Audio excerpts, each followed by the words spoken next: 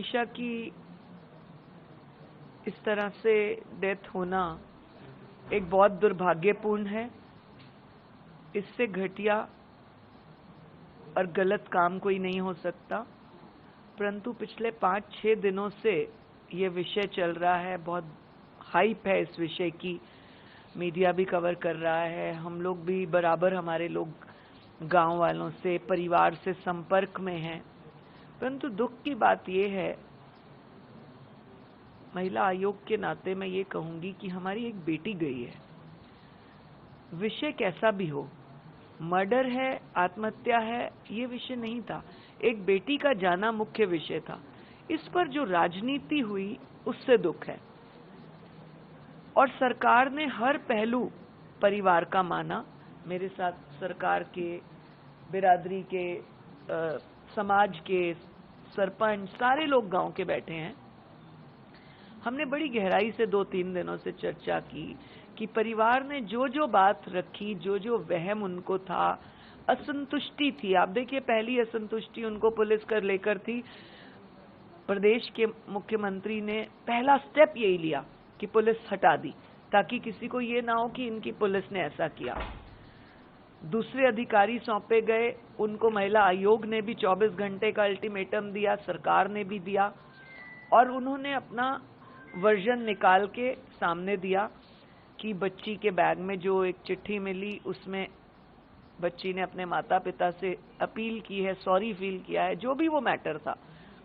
उसके अतिरिक्त बार बार परिवार ने जिस तरह से डिमांड की सरकार को कि हमें तो पोस्टमार्टम पर विश्वास नहीं, आप एक कमेटी बनाकर पोस्टमार्टम करें, पीजीआई से कराएं, वो भी कराया गया। उसकी जो रिपोर्ट में पॉइजन का आया, शरीर के कुछ अंगों का आया, जैसा भी आया, जब हमें खुद उन्होंने रिक्वेस्ट किया सरकार को कि मेडिकल कराया जाए, 2 तरह का मेडिकल कराया गया। अल्टीमेटली आप मीडिया के लोग और मुझे, हम सबको मेडिकल पर ही तो देखना होगा, विश्वास करना होगा, अन्यथा किस पे करेंगे। पुलिस पे नहीं था, पुलिस बदली, मेडिकल पे नहीं था, मेडिकल के कमेटी बदली। अब किसके कहने पर क्यों इस तरह की बात कर रहे हैं कि दोबारा मेडिकल किया जाए? माननीय मुख्यमंत्री जी ने उसको भी माना कि संतुष्टि होनी चाहिए, आखिर हरियाणा की एक बेटी गई है। वो भी एम्स भेज दिया गया, आज सुबह से एम्स भेज दिया गया है। फिर कहा गया जी सीबीआई जांच होनी चाहिए, उसके लिए भी मुख्यमंत्री जी ने रात को हाँ कह दी। मतलब मैं समझती हूं कि हमारी इस बेटी की दुर्गति नहीं बननी चाहिए, इसके खिलाफ राजनीति नहीं बननी चाहिए। एक बेटी गई है, बेटी के सम्मान में, बेटी के आदर में, बेटी के लिए संघर्ष जो हो रहा है वो होना चाहिए, इधर उधर की नहीं। मैं स्वयं 4 दिन से पुलिस के संपर्क में हूं, बराबर जो पहले एसपी थे उनसे भी, दोबारा एसपी जो चेंज किए गए उनके साथ भी दिन में 2-2, 3-3 बार कि क्या रिपोर्ट है, बराबर मुझे मिलती रही। आज मैंने यहाँ पे विजिट किया कि मैं परिवार की महिलाओं से मिलूंगी।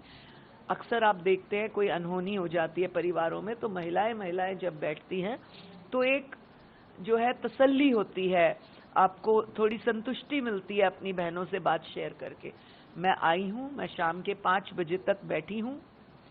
यदि वो बच्ची का पोस्टमार्टम होके एम्स से 5 बजे तक आ जाता है तो मैं संस्कार में भी शामिल होने को बैठी हूँ।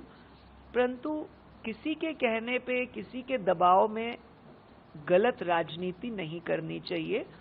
मैं बराबर परिवार के साथ, संजय जी के साथ जो मनीषा के पिता हैं, उनके दादा, 3-3 बार फोन पर बात कर चुकी हूं। मैं आपको रिकॉर्डिंग भी सुनाना चाहती हूं, अगर आप सुने तो। मैंने उनसे कहा कि मैं पंचकुला से निकल चुकी हूं, मैं भिवानी पहुंचूंगी 12:30 बजे। मैं चाहती हूं कि आप पिता और दादा मुझसे जरूर मिलें, ताकि हम आपस में बात को साझा करें। आपकी और कोई ग्रीवेंस है, कोई बात है, तो कम से कम स्ट्रेट अवे मुझ तक पहुंचे। उन्होंने कहा ठीक है, आप भिवानी पहुंचो। ये ऑन रिकॉर्ड है मेरे पास।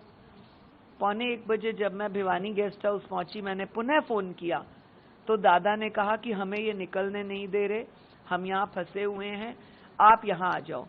तो मैंने कहा कि मैं आपके साथ सबके बीच में बात आप मुझसे नहीं कर पाएंगे, इसलिए आप अगर आ सकें तो आप जरूर आए।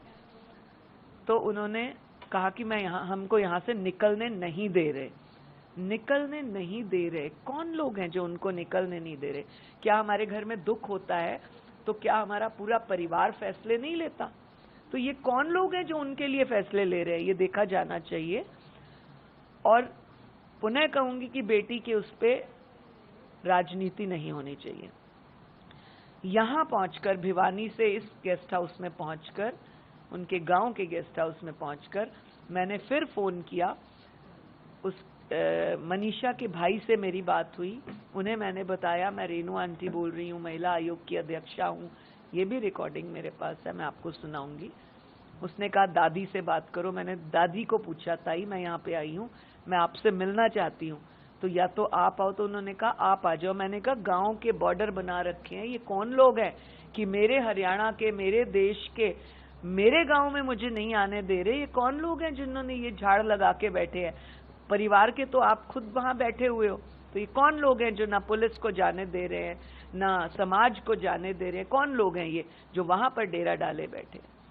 मैंने पुनः उनसे निवेदन किया है कि मैं 5 बजे तक बैठी हूं, मैं चाहती हूं कि लड़की की मम्मी, लड़की की बुआ, मासी, चाची जो मुझसे बात करना चाहे जरूर आए, क्योंकि महिलाएं जब आपस में बात करती हैं तो उसका बहुत ढांढस बनता है, तसल्ली होती है, आसरा हो जाता है एक बात का। आप लोग सामने हैं, मीडिया के लोग, यदि वो आएंगे मुझसे मिलने तो मोस्ट वेलकम है, मैं हर बात उनकी सुनने को तैयार हूं। माननीय मुख्यमंत्री जी भी चाहते हैं कि मैं उनके परिवार से मिलूं, उनकी महिलाओं से मिलूं, और अगर नहीं चाहेंगे तो आप मुझे रास्ता बताएं, मेरे साथ ये पूरी टीम है, मैं स्वयं उनके गांव जाने को तैयार हूं। वो झाड़ हटाएं, रास्ता खाली करें, मैं स्वयं जाने को तैयार हूं।